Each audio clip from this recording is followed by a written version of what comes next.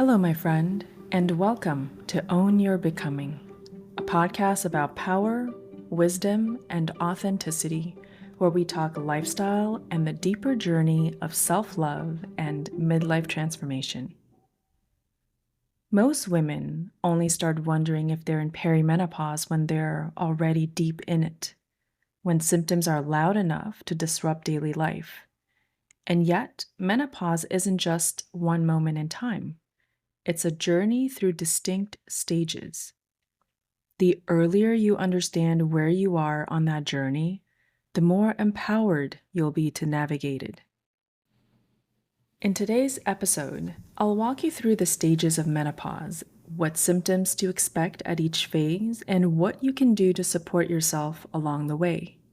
We'll also look at how exercise, lifestyle, and even your relationships play a role.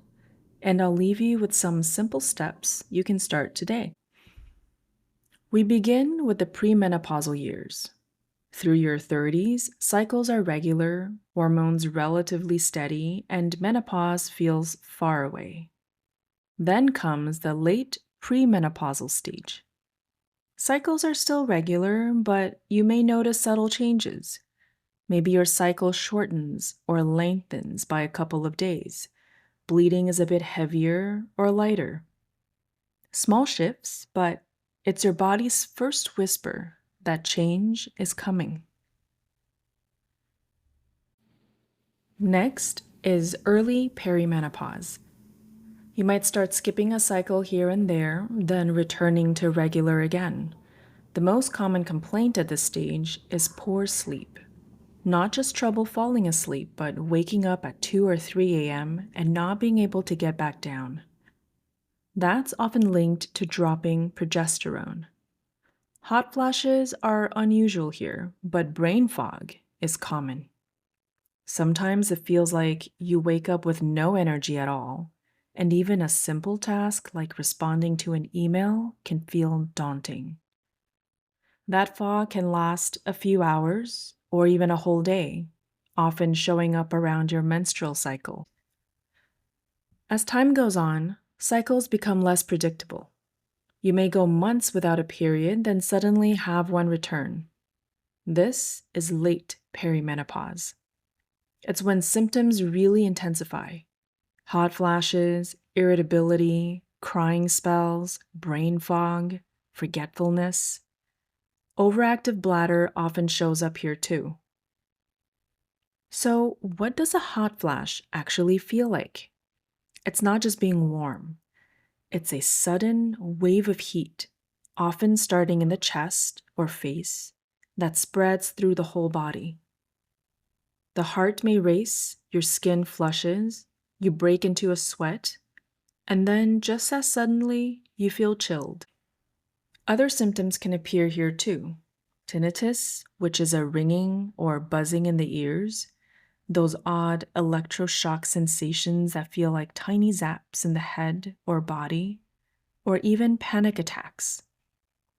These remind us that menopause is not just hormonal, it's neurological too.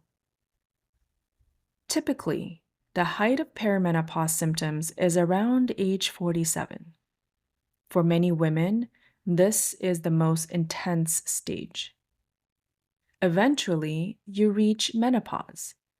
By definition, it's the day you've gone 12 months without a period. Menopause itself is technically just one day, like a birthday. And in traditional Chinese medicine, it's called the second spring, a new beginning. Then you enter early postmenopause. The first 3 to 4 years after your last period can be as challenging as perimenopause. This is why the 4 years on either side of menopause, the 3 to 4 years before and the 3 to 4 years after, are often the hardest. But not all women have symptoms. Some truly sail through with ease. Finally, there's late postmenopause. About 6 years after your final period, you enter the stage for the rest of your life. For most women, symptoms gradually ease. For some, cognitive function goes back to normal. For others, it stabilizes at a slightly lower level. And for a few, decline continues. We don't yet know why. Dr. Lisa Mosconi, neuroscientist at Weill Cornell Medicine, is leading research on this. Her studies show that exercise can literally reshape brain health. Physical activity stimulates proteins that supports neurons, boosting brain function. Menopause is a neuroendocrine transition. Brain and hormones together. Women go through this kind of transition 3 times in life: in puberty, pregnancy, and menopause. During pregnancy, women experience mood changes, brain fog, even postpartum depression, and there's support for that. But in menopause, there's often no system, not even the language, to describe your symptoms to a provider. So, what can you do? First, start tracking, especially if you're still premenopausal. When cycles are regular, tracking gives you your baseline, and that's your reference point when things start shifting. Second, speak with your doctor. If symptoms are disrupting your life, if you're not sleeping, ask directly about perimenopause. Hormone replacement therapy may be an option.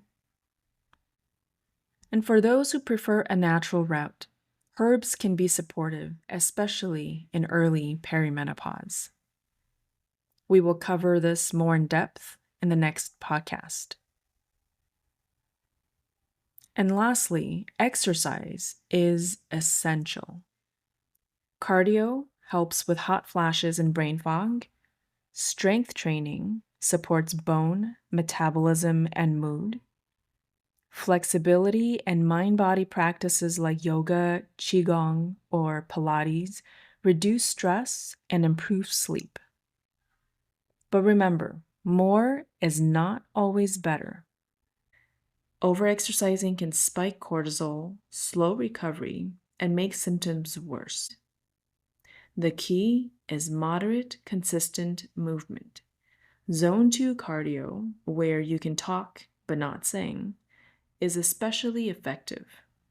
Research shows women who exercise regularly in midlife have less Alzheimer's plaque and a 30% lower risk of dementia in later life.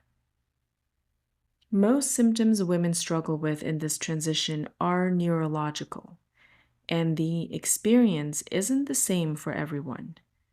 Research shows Black and Hispanic women often face harsher symptoms, and we still don't fully understand why. There's also a social dimension. Divorce rates rise in midlife, and studies show women initiate about 70% of them.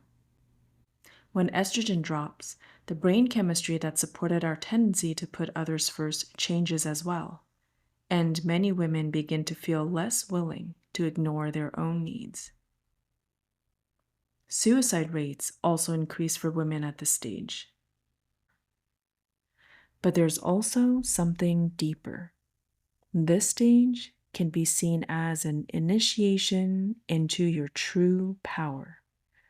The voice that once said yes out of duty now learns to say no. You begin to care more about what you want. This isn't just a hormonal shift. It's a journey back to your authenticity, your truth, and your strength. Menopause isn't just a woman's journey. Men are part of it too. The challenge is men are often left in the dark, especially if their partner feels too ashamed to bring it up. And if she isn't comfortable talking about it, how comfortable will he feel asking? When both partners are informed and open, relationships can grow stronger. Awareness, communication, and compassion from both sides can prevent years of silent struggle and sudden ruptures. Before you reach for hormone replacement therapy or supplements, start with lifestyle. What you eat, how you move, and how you tend to your inner world. Nutrition, movement, and nervous system care form the foundation. This is the work I do in my coaching. I design with my clients a lifestyle that fits their needs, that is enjoyable, realistic, and sustainable. It's not about the perfect diet or perfect routine. It's about small, consistent progress, the kind of progress that changes you one day at a time. I hope this has been helpful for you in situating yourself in this season of life. Remember, not every woman experiences every symptom, and some sail through with ease. If this episode spoke to you, subscribe so you never miss one, and share it with a friend who's walking a similar path, or even with a man, so he can better understand and support the woman in his life. For more resources, see the show notes. You'll find a link to my website where you can sign up for podcast updates and explore available support, along with Dr. Lisa Mosconi's book, The Menopause Brain: The New Science Empowering Women to Navigate Midlife with Knowledge and Confidence. Remember, perimenopause isn't a problem to fix. It's a rite of passage to rise into. Stay wise, stay wild, and keep rising. This is Wendy Wang. Until next time, keep owning your becoming.